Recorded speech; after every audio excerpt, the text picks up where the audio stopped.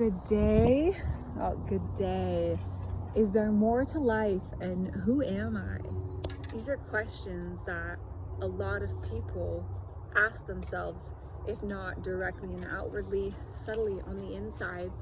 As life goes by and we live our normal day-to-day existence, we might start to question at some point, is there more to this life? Is there more than just my mediocre 9-to-5 job, doing the same thing every day, day in and day out? And the answer is yes, there is more to life. You are that more. You and your soul is the fruit and the fuel and the ignition for something more. And you might ask, where do I look? That's where who am I comes into place. And a lot of people on a spiritual journey, or those who find meditation, ask themselves, who am I, on a very deep level, and seek to discover something more in the mundane. And this is something that I had a conversation with a stranger today about, and he was asking me about life and purpose and meaning, and we were discussing shamanic practices and this impulse that people have to venture to South America and do medicine ceremonies. And he was asking me if I think that one has to go sit in a medicine ceremony in order to get the wisdom. And he also asked me about my perspective on whether or not the traditions of Asia and India of yoga and the traditions of South America in medicine journeys are radically different, or if there's similarities. And what I shared with him was that there's a quote that maybe you've heard, but there's many ways to the top of the mountain. You know, some people go straight up and really go for it and burn those buns, and some people take a meandering path where they stop and they notice the view for a while, and some people get there really quickly and other people take lifetimes, or they're slower.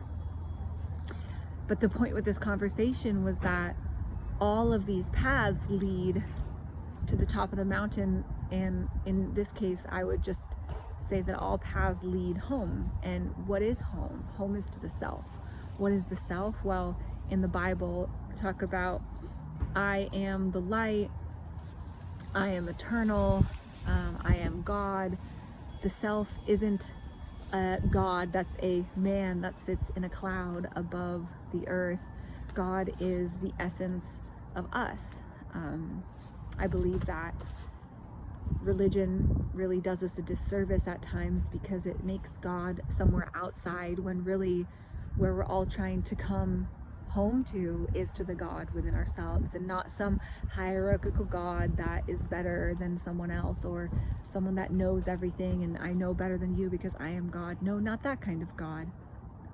The peace that surpasses all understanding, the well of joy in a child's laughter, the innocence and the spark of life that we all have at some point tasted. Now, life might have come along and stripped that from us based on experiences being harsh and cold, but why we're trying to return home, why we people try to find God and try to find salvation, is to return to that place of peace. When someone says that their sins have been absolved, what they're saying is they're at peace again. When people have an experience of Jesus coming and absolving them of their sins and being saved, they're being saved from their ego, from this over dominating idea of who we are coming in like some authoritative figure and making us feel bad. They return to some level of innocence, some level of peaceful preservation, and that's really where we're all trying to go to. So now, returning to this question, this gentleman asked me of whether or not I think that the path in Asia or the path in South America of medicine work is different, or more like accessible to getting us where we want to go. I'd say that there are many paths home, and from my experience going to the Buddhic and yogic traditions, they connect us with higher faculties, like this idea of leaving the body, of ascending, of rising above our human problems. They are encouraging us usually to rise above, to absolve ourselves of our human problems, whereas my experience with the South American traditions is they're deeply going into the human experience, into the ancestral threads, into like the soil, the deep rich soil. You can imagine a plant grows in the soil, so when you take a plant, you are connecting with the root system of that plant. You're connecting with what feeds that plant, the decomposing matter of the earth and the worms and the cycle of life and death, which is so deeply personal to this earth, that these South American traditions are really well versed in, like doing ayahuasca with the right person, someone who's been trained through rooted ancestral practices. They're really connected with this cycle of life and death and of the ancestral deep wisdom, whereas a practice in India is more about the higher realms and becoming enlightened. And what I was sharing with this gentleman who asked me was that my experience from both traditions, because I've spent time in both practices, is that when we have our body, which is a toroidal field, it's like a donut. We have our hollow center of our chakras, or our spinal column, or this center of light. It's like a donut, and the energy goes around in a circle. And so you can either go down and out and it circles you back up, or you can go up and out and it circles you back up. But either way, each path is, if practiced sincerely, is intending for you to come back to the center, to the self. And it might even be confusing, because when I say self and center, I'm pointing to the inside of this body, which is where I am located right now, is speaking from this body.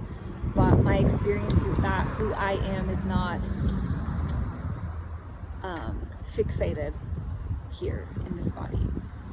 I have had out-of-body experiences. I have had a near-death experience, and we can talk about that another time. But basically, from these experiences, I have come to the understanding that I am existing beyond and within this human body known as Shannon here. Yet if this body were to decompose into the earth, I would exist inclusive of the memories of this life and inclusive of the memories of other lives as something that is still an individual, but is not specifically located only here and now. And I can also get into this in another conversation as well,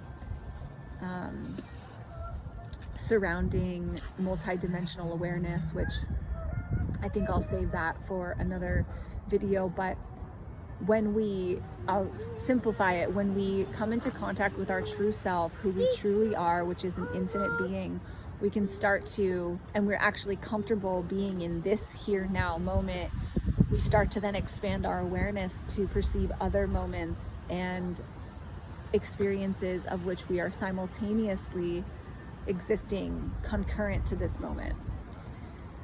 Multidimensional awareness.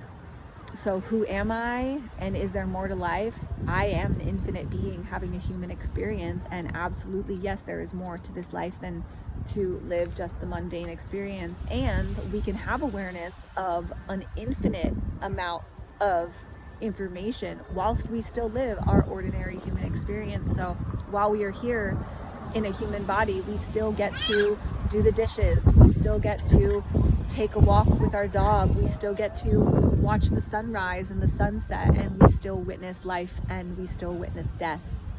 So we're not absolved of it, we are participating in it, but from a deeper level, from a more expanded level, from a more joyful presence amidst all of the mundane human life. So that is what I have to share for now, and I hope to see you again, and many blessings, and may you have a merry day.